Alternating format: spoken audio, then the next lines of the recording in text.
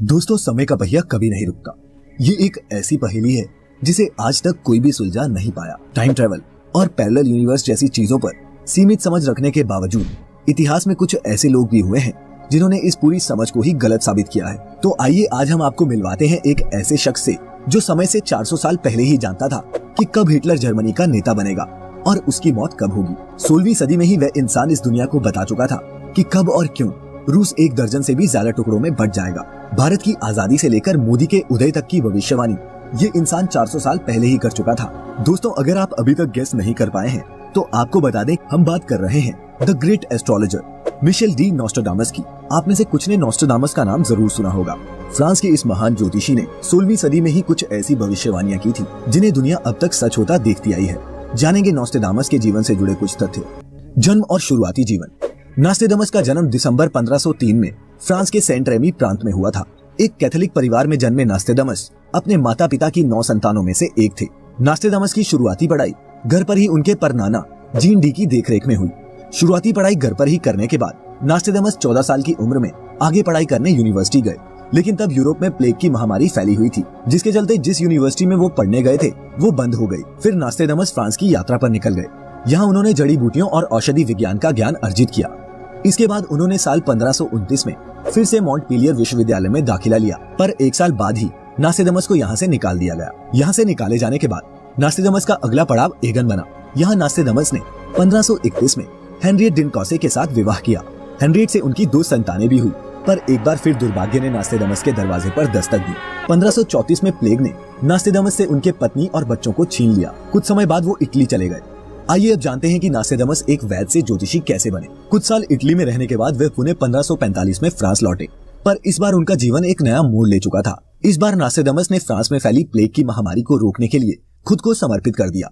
1545 में ही उन्होंने फिर से एनी पोंसार्ड नाम की एक महिला से विवाह किया, जो आखिरी समय तक नोस्ट्राडामस के साथ रही। अपने इटली प्रवास के दौरान ही नोस्ट्राडामस ऐसे लोगों के संपर्क में आए जिन्होंने उन्हें तंत्र विद्या के शुरुआती पाठ पढ़ाए। वहाँ से फिर उनकी दिलचस्पी जड़ी बूटी विज्ञान से अलग भविष्य देखने के काम में बढ़ी।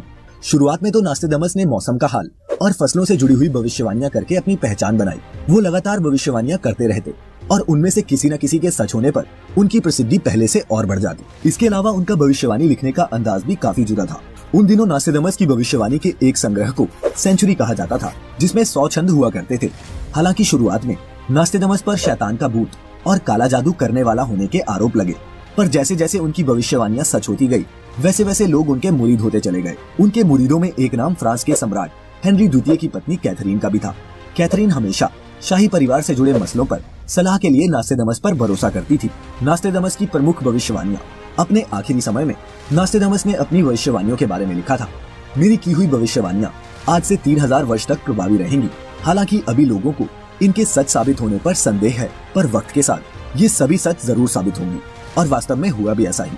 ढलते वक्त के साथ साथ नोस्ट्राडामस की कई बातों को दुनिया ने हकीकत में बदलते हुए देखा। इनमें से कुछ प्रमुख भविष्यवाणियां इस प्रकार हैं। सबसे पहले है 9/11 का हमला। इस 21वीं सदी का सबसे बड़ा आतंकवादी हमला कहा जाने वाला 9/11 उन घटनाओं में से एक है जिसने दुनिया को दहला कर रख दिया। इस घटना के बारे में नोस्ट्राडामस ने लिखा था, आसमान से न्यू सिटी पर आफत बरसेगी, जिसके बाद एक ऐसी जंग का आगाज होगा जिसमें हजारों लोग अपनी जान गंवाएंगे। विश्लेषकों की माने तो नोस्ट्राडामस की ये भविष्यवाणी अमेरिका पर हुए 9/11 के हमले के संदर्भ में थी। इस हमले में हजारों लोगों को अपनी जान उस वक्त गंवानी पड़ी थी जब 2 बंधक बनाए गए जहाज मशहूर ट्विन टावर से टकराए थे, जिसके बाद अमेरिका ने आतंक के खिलाफ युद्ध छेड़ते हुए अफगानिस्तान पर हमला कर दिया था, जो अभी हाल के वक्त तक जारी है। इस लड़ाई में अब तक हजारों लोग अपनी जान गंवा चुके हैं। अपनी भविष्यवाणियों में नोस्ट्राडामस अक्सर अमेरिका के लिए न्यू सिटी शब्द का इस्तेमाल किया करते थे। दूसरे नंबर पर है दूसरा विश्व युद्ध। दूसरे विश्व युद्ध के बारे में नोस्ट्राडामस लिखते हैं, राइन और निचले डैन्यूब से निकलकर कुछ लोग आएंगे, जिसके बाद हर तरफ चीख पुकार फैल जाएगी। नोस्ट्राडामस की इस भविष्यवाणी का सीधा संबंध दूसरे विश्व युद्ध से है, जिसमें जर्मन सेना ने युद्ध का आगाज करते हुए अपने पड़ोसी देशों पर हमला कर दिया था। 6 साल तक चले इस महायुद्ध में दुनिया भर के करीब 7 करोड़ लोगों ने अपनी जान गंवाई। इस भविष्यवाणी का एक अंश हिटलर के उदय से भी जुड़ता है। यहाँ ध्यान देने वाली बात ये भी है कि राइन नदी का संबंध जर्मनी से है, जिससे ये बात पता चलती है कि नोस्ट्राडामस आने वाले वक्त को कितनी बारीकी से जानते थे। नंबर 3, हिटलर का उदय। हिटलर के उदय को नोस्ट्राडामस ने वक्त से 400 साल पहले ही देख लिया था। हिटलर के बारे में नोस्ट्राडामस लिखते हैं, एक गरीब परिवार का लड़का लोगों की आंखों का तारा बन जाएगा।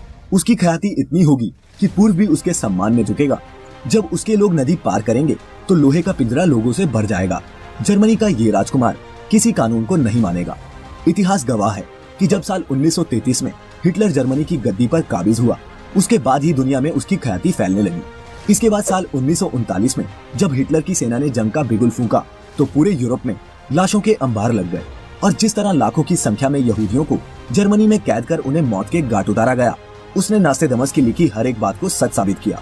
नंबर 4, हिरोशिमा पर परमाणु बम धमाका। इस घटना की रूपरेखा खींचते हुए नास्टेडमस ने 16वीं सदी में ही कह दिया था, 2 विशाल लपटें उठेंगी और दुनिया ऐसी त्रासदी देखेगी जैसी उसने पहले कभी नहीं देखी होगी। हर तरफ भूख, अकाल और बीमारियों का साम्राज्य होगा। इस भविष्यवाणी का एक एक शब्द हिरोशिमा और नागासाकी में हुई त्रासदी का बहुत सटीक चित्रण है। साल 1945 के अगस्त महीने में फेंके गए इन दोनों बमों ने करीब 2 लाख लोगों की जिंदगियों को खत्म कर दिया और इसके बाद ही दूसरा विश्व युद्ध आधिकारिक तौर पर खत्म हुआ जब जापान ने अमेरिका के आगे आत्मसमर्पण कर दिया। पर आज इस घटना के 70 साल बाद भी लोग उस परमाणु विस्फोट से फैले रेडिएशन का खामियाजा भुगत रहे हैं। अब बात करते हैं कुछ ऐसी भविष्यवाणियों की जिनका सच होना अभी बाकी है या फिर वो अभी तक घटित नहीं हुई हैं। सबसे पहले है तीसरा विश्व युद्ध। तीसरे विश्व युद्ध के बारे में नास्टेडमस 2 बातें लिखते हैं। ये ईश्वरवादियों और गैर ईश्वरवादियों के बीच एक संघर्ष होगा और साथ ही इसको आगे बढ़ाते हुए लिखते हैं, एक सेनापति उत्सुकतावश पीछे भागती दुश्मन सेना की फौज का पीछा करेगा। वह उसके बचाव चक्र को भेदता हुआ उन्हें रोक देगा। वह पैदल भागेंगे। अंतिम जंग गंगा के किनारे होगी। इससे 2 बातों का स्पष्ट संकेत मिलता है कि होने वाले युद्ध में भारत की एक अहम भूमिका होगी और अगर वर्तमान की परिस्थितियों को देखें तो इस बात में कोई ज्यादा संदेह भी नहीं है कि भारत ही अब किसी भी बड़ी घटना का केंद्र होगा। फिर चाहे वह चीन से तनाव की बात हो या फिर पाकिस्तान से, दोनों ही सूरतों में किसी भी टकराव या युद्ध का केंद्र भारत ही होगा। नंबर 2, भारत का भावी नेता। नास्टेडमस की तमाम चर्चित भविष्यवाणियों में से एक भविष्यवाणी ये भी है जिसमें नास्टेडमस कहते हैं, 3 और गिरे समुद्र क्षेत्र में वह जन्म लेगा जो बृहस्पतिवार को अपना अवकाश दिवस घोषित करेगा। उसकी प्रशंसा, प्रसिद्धि, सत्ता और शक्ति बढ़ती जाएगी। भूमि और समुद्र में उस जैसा शक्तिशाली कोई न होगा। अर्थात भारत जैसी कोई ऐसी जगह जो 3 तरफ से पानी से घिरी हुई है, वहाँ एक ऐसा आदमी जन्म लेगा जो दुनिया की सोच को एक नई दिशा देगा। वो लीडर रविवार की जगह बृहस्पतिवार को छुट्टी घोषित करेगा। चूँकि बृहस्पतिवार को हिंदू धर्म में शुभ माना गया है और हिंदू धर्म की महत्ता भारत जितनी किसी और देश में नहीं है, इसलिए यहाँ इस भविष्यवाणी में भारत और इसके किसी भावी नेता की बात हो रही है। इसमें कोई संदेह नहीं है, लेकिन वो नेता मोदी जी हैं, ये सोचना बेमानी होगी। नंबर 3, दुनिया का खात्मा। ये भविष्यवाणी नास्टेडमस की सबसे चर्चित भविष्यवाणी होने के साथ साथ सबसे विवादास्पद भविष्यवाणी भी है। दुनिया में आने वाली प्रलय के बारे में नास्टेडमस लिखते हैं, मैं देख रहा हूँ कि आग का एक गोला पृथ्वी की ओर बढ़ रहा है जो धरती से मानव की विलुप्ति का कारण बन सकता है। कुछ लोग इस भविष्यवाणी को तीसरे विश्व युद्ध से जोड़कर देखते हैं तो कुछ का मानना है कि धरती पर कोई उल्कापिंड तबाही मचाएगा। जो भी हो, सत्य तो सिर्फ भविष्य के गर्भ में है। नास्टेडमस की मृत्यु। आखिर में बात करते हैं नास्टेडमस की मृत्यु की, जो इनके जीवन की ही तरह बेहद इंटरेस्टिंग थी। लगभग 63 साल का जीवन जीने के बाद साल 1566 में प्लेग की बीमारी से नास्टेडमस इस संसार से विदा हो गए। उनकी अंतिम क्रियाएं फ्रांस के सलोन प्रांत में हुई, लेकिन उनकी शक्तियों का अंदाजा उनकी मौत के वक्त हुए एक दिलचस्प वाकये से लगाया जा सकता है। अपनी मौत से कुछ दिन पहले उन्होंने एक सुनार को अपने पास बुलाया और उसे एक सोने की प्लेट बनाने का आदेश दिया। उस प्लेट पर उन्होंने खास तौर पर मई 1791 में खुदवाया और साथ ही ये भी आदेश दिया कि उस प्लेट को उनके साथ उनकी कब्र में दफना दिया जाए। इसकी वजह उस वक्त तो किसी की समझ में नहीं आई, पर यह भेद 225 साल बाद खुला जब नास्टेडमस की कब्र को खोदा गया। ये बात मई 1791 की है, जब फ्रांस में क्रांति का दौर चल रहा था।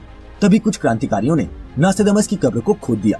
कब्र को खोदकर जब उनके अवशेषों को निकाला गया तो उनकी नजर एक सोने की प्लेट पर पड़ी जिस पर लिखा हुआ था मई 1791। ये वही प्लेट थी दोस्तों जिसको नास्टेडमस के शरीर के साथ दफनाया गया था। इस घटना ने उस वक्त पूरी दुनिया में सनसनी मचा दी थी। लेकिन दोस्तों, जो भी हो, चाहे नास्टेडमस सच में भविष्य देख सकता हो, चाहे महज इत्तेफाक के चलते उनकी कुछ प्रोफेसीज सच हुई हो, क्योंकि उनकी राइटिंग समझना बेहद मुश्किल है, कुछ खास फायदा है नहीं। दोस्तों, आप इस बारे में क्या सोचते हैं? नीचे लिखकर हमें भी